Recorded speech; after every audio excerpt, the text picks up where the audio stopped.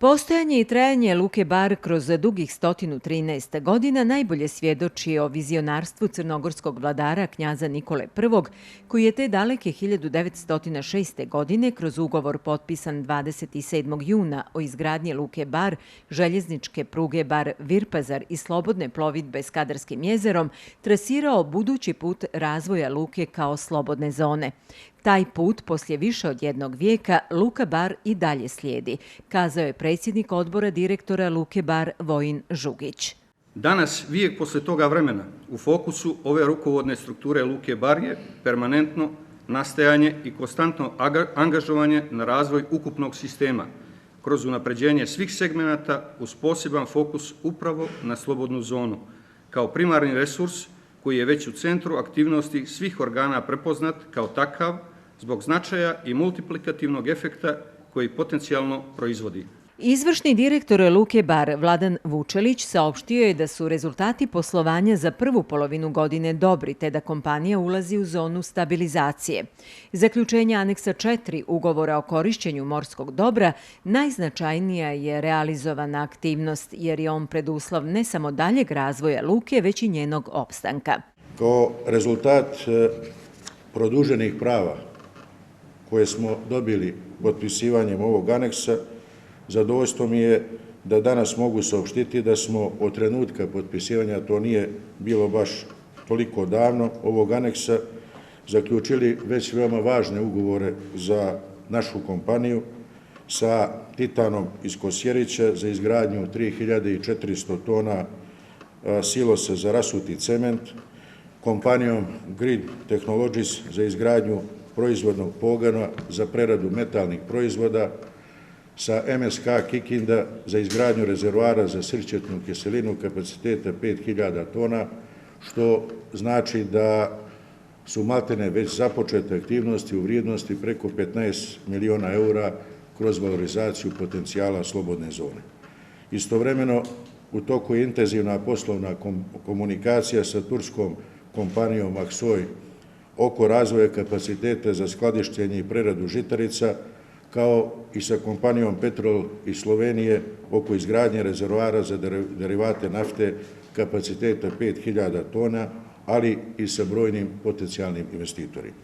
Predsjednik Privredne komore Crne Gore Vlastimir Golubović izrazio je očekivanje da će Luka Bar širenjem poslovanja i tehnološkom modernizacijom uspjeti da u transportnom lancu povrati lidersku poziciju u regionu. Kao jedna od najstarijih članica Privredne komore, Luka Bar već decenijama gradi odnose prijateljstva, pouzdanosti i povjerenja sa kompanijama koje posluju u Crnoj Gori uz dokazanu odgovornost prema poslovnoj zajednici i društvu čiji je dio. Činjenica je da upravo zbog ograničenja saobraćajne infrastrukture, kojom bi se kvalitetnije povezali sa Srednjom Evropom, kapaciteti Luke Bar nijesu adekvatno iskorišćeni. Danas je ona u najvažnijim međunarodnim infrastrukturnim projektima prepoznata kao ključna karika logističkog lanca između Jadranskog basena i podunavskih zemalja, što će podići tržišnu vrijednost i otvoriti nove razvojne perspektive kompanije. Luka Bar ima kapacitet da ponovo postane glavno transportno čvorište ovog dijela Evrope. Revitalizacijom pruge Beograd-Bar i izgradnjom autoputa Bar-Boljare stvorit će se bolje mogućnosti za valorizaciju njenih kapaciteta i pozicioniranje Luke Bar kao destinacije za izvozno orijentisane regionalne i evropske kompanije. Na putu razvoja Luka Bar će, kao i do sada, imati punu podršku u opštini, istakao je predsjednik Dušan Rajičević. Siguran sam da razvojni potencijali, geografski položaj Luke Bar trebaju biti iskorišteni na još bolji način i povratiti status najznačajnijeg međunarodnog transportnog čvorišta ovog dijela Evrope.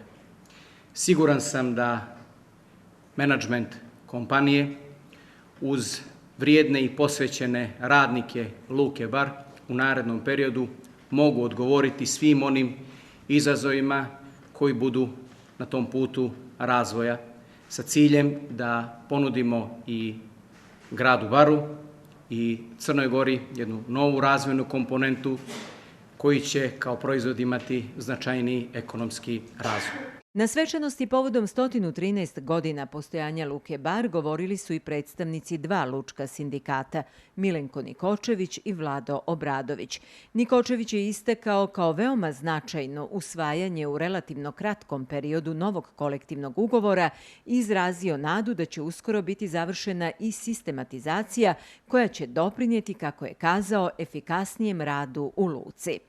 Nadam se da ćemo nekim novim projektima uraditi to da, šta bi rekli, najteža radna snaga dobije povoljnije uslove i najzahtevnije da im se popravi socijalni status i da ne bude velikih socijalnih raslojavanja.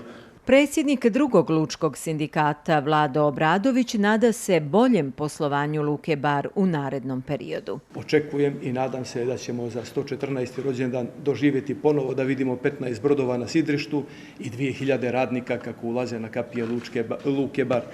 Jubilarne nagrade radnicima za 10, 20 i 30 godina staža, kao i onima koji su u posljednjoj godini ostvarili pravo na penziju, uručili su predsjednik odbora direktora Vojin Žugić i izvršni direktor Luke Bar Vladan Vučelić. U ime radnika zahvalio se Nedžad Pinčić, a penzionera Branislav Radović.